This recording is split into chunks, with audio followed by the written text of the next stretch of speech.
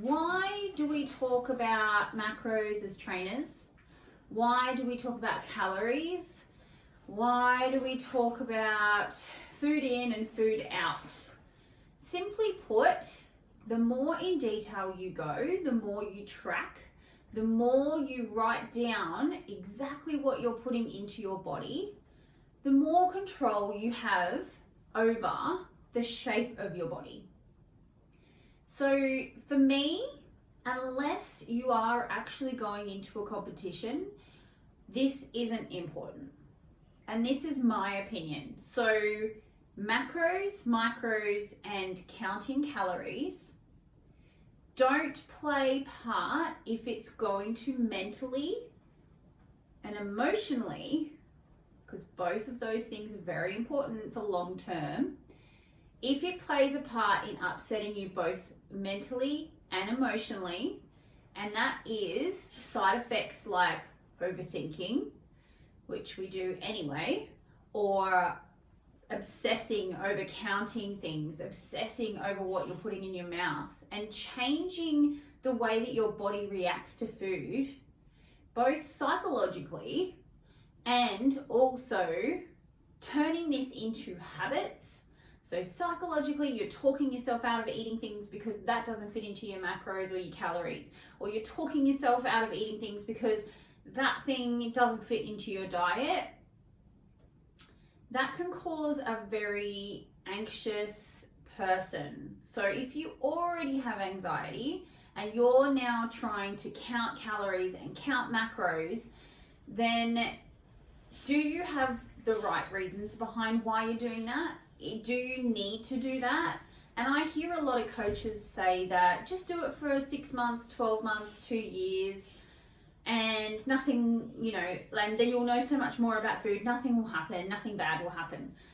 On the other hand, if it's not something for you and it's not long term, then why are you doing it? Is it causing you to overthink? Is it causing you to be...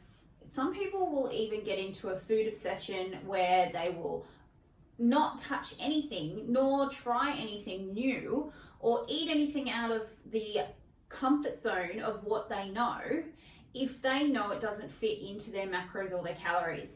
Now, I'm not saying that either of these don't have their place. I've told you on many occasions already in this video that both macros and calorie counting can have their place. So calories, yes, we do want to count the calories because we do not want to go over our calories every day. That's just going to end up, unless you're trying to put on muscle and size, then that's a completely different topic.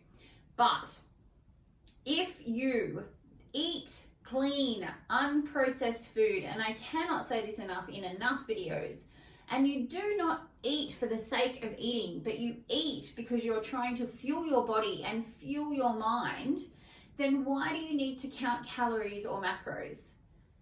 It's not intuitive eating as much as this seems to be the current phase, or has been for the last year. I'm going to intuitively eat, but first of all, most of those people that do that, they have to do macro counting and calorie counting first so they can learn what their body is actually getting used to and what it needs.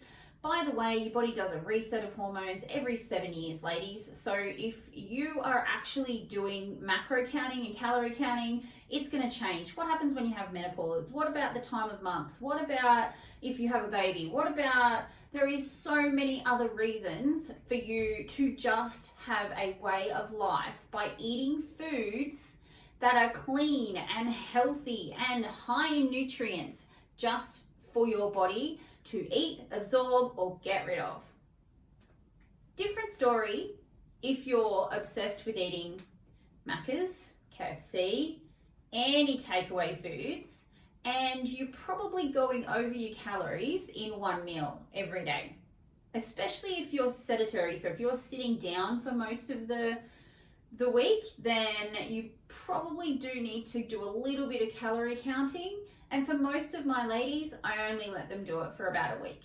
Why? Because pretty quickly their eyes are opened to what they've been doing, and they'll slowly start to step away and make better choices. That's why a coach comes in handy. So understandable, again, if you're trying to go into bodybuilding or you're trying to go into body sculpting or powerlifting and you need to really get on top of your food. And if you're working with a dietitian, a nutritionist, one of those people will be able to tell you exactly what your breakdown of macros should be.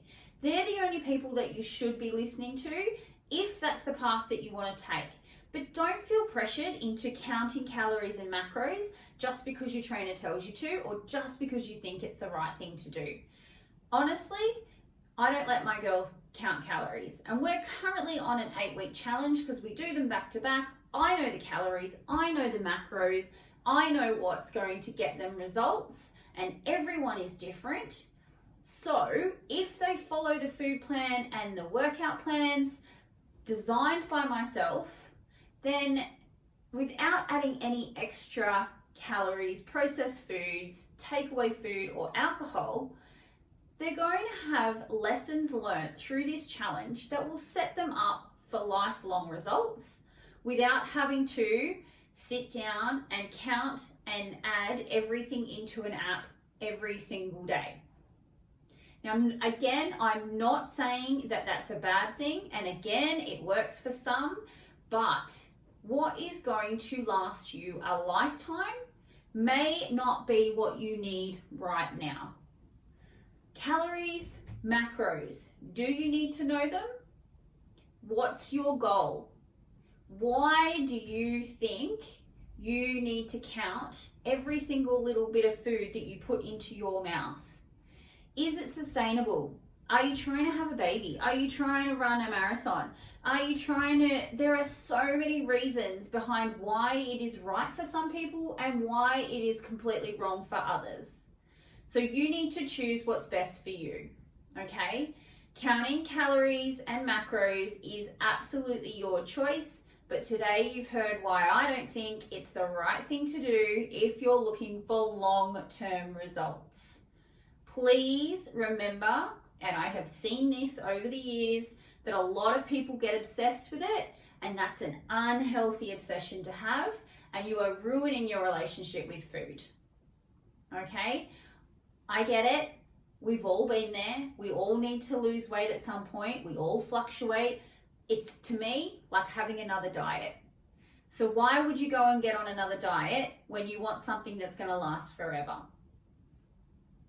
Are we starting to see in this is episode 3 of 4, in this 4-part series, how important food is?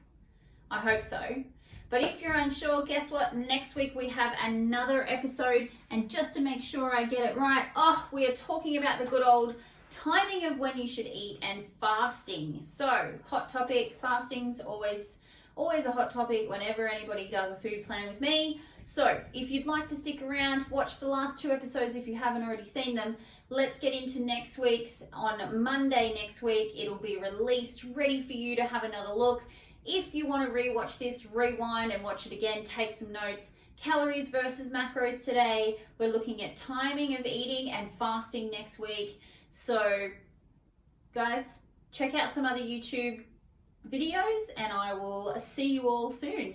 Bye.